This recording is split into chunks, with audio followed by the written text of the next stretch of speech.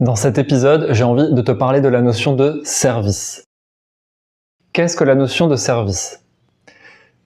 C'est pour moi le fait de donner au-delà de sa propre personne et sans attendre en retour. C'est quelque chose que les enfants font de manière très spontanée et c'est quelque chose qui est vraiment inné chez nous, mais qu'on a oublié, qui s'est un peu dilué avec la façon dont nous avons été éduqués dans la société actuelle, avec cet esprit de compétition, cet esprit de vouloir toujours accomplir plus de désirs personnels. Et donc, on a oublié de simplement s'ouvrir et contribuer à plus grand que soi-même. Pourquoi est-ce que je t'en parle?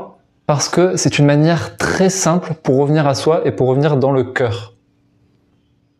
C'est un outil, entre guillemets, qui pour moi a été mis en place par la vie, par le divin, appelle-le comme tu veux, et qui est tellement simple et tellement efficace. Souvent, on cherche des solutions pour aller mieux, pour combler nos désirs, pour réussir à accomplir des choses. Et bien souvent aussi, on se rend compte que finalement, ça ne marche pas. On n'arrive pas à expérimenter un bonheur permanent, un bonheur serein, un état de paix constant. Il y a toujours quelque chose qui ne va pas. Eh bien, le fait de se tourner vers le service à autrui, le service au monde, à cette contribution, permet de recharger les batteries, permet de revenir dans l'instant et dans la présence du cœur. C'est instantané. Tu l'as certainement déjà expérimenté et tu peux voir que quand tu donnes, tu reçois automatiquement. Ça se fait instantanément. Comme si quelque chose te remplissait la poitrine. C'est la raison pour laquelle j'avais créé le projet Wheel for Change, que tu pourras aller voir sur le site wheelforchange.fr, qui consistait en tout un tas de challenges, de petites actions désintéressées pour se relier les uns les autres. Ça pouvait consister à distribuer des fleurs dans la rue, à inviter ton voisin à partager un gâteau, à offrir un café à un inconnu, à aller nettoyer des lieux. Il y avait tout un tas d'actions qui permettaient de se relier à plus grand, à cet esprit de communauté. Donc aujourd'hui, je t'invite, si tu sens que tu es prise par tes pensées, si tu angoisses un petit peu en ce moment, si tu ne vois pas clairement dans quelle direction tu souhaites aller, si tu ne te sens pas utile, toutes ces choses qui peuvent revenir régulièrement dans nos pensées. D'une part, on peut certes apaiser les pensées, mais il y a également cet outil qui est très simple et très puissant pour revenir dans l'instant et tu vas voir que ça va te remplir à nouveau. Donc mon invitation, c'est pose tout ce que tu es en train de faire, ton téléphone, ton ordinateur, ton cahier, arrête de penser à tout ça, arrête d'y réfléchir, sors de chez toi et va donner un coup de main à quelqu'un, à une association. Lance peut-être toi-même une action, tu as vu qu'il y avait une plage proche de chez toi où il y avait des déchets, propose une action sur un groupe Facebook, sur n'importe quelle communauté, de te rejoindre pour l'effectuer. Et même si tu y vas seul, ce n'est pas grave, c'est l'intention qui compte.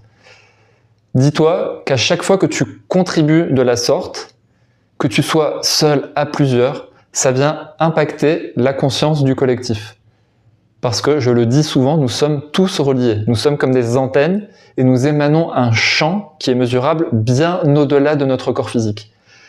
Donc, il y a beaucoup d'expériences à ce sujet. Tu pourras d'ailleurs en retrouver quelques-unes sur mes réseaux sociaux, j'en ai posté récemment. À chaque fois que tu contribues, ça vient nourrir l'ensemble.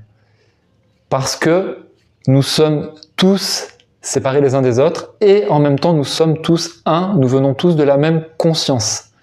Donc quand tu fais une action, tu nourris cette conscience automatiquement.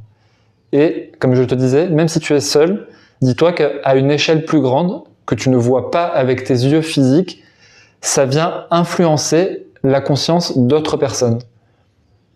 Donc peut-être qu'aujourd'hui tu seras seul et demain vous serez plus nombreux. J'aimerais aussi aborder un point par rapport à la notion de service. Elle peut être parfois vue comme une notion de sacrifice. Lorsque c'est démesuré, lorsqu'on a tendance à trop donner et à s'oublier, on peut voir ça comme du sacrifice. Il faut savoir que le mot sacrifice aujourd'hui dans notre société est vu comme quelque chose de négatif, dans le sens où On se sacrifie, on se dévitalise pour autrui. Mais à l'origine, le mot sacrifice vient du mot sacré, c'est-à-dire rendre sacré les choses. Donc j'aimerais te proposer de revenir à l'origine, à l'essence de ce mot. Comment est-ce que dans ce que tu accomplis, dans l'action que tu vas entreprendre, tu peux la rendre sacrée? C'est-à-dire vraiment la faire en conscience, reliée à ton cœur, avec l'intention de contribuer au-delà de ta personne et sans attendre en retour. Ainsi, plutôt qu'avoir la sensation que tu t'oublies, tu peux voir qu'en contribuant à cet ensemble, tu contribues aussi à toi-même, parce que tu fais partie de cet ensemble. On a l'impression parfois qu'en donnant trop aux autres, on ne se donne pas à soi-même, mais en réalité, tu te donnes automatiquement. Donc, comme je te le disais, je t'invite à poser tout ce que tu es en train de faire et à aller contribuer comme tu le souhaites. Tu peux même aller te balader et simplement t'amuser à sourire à des inconnus. Je te souhaite de remplir ton cœur et je te dis à bientôt pour le prochain épisode.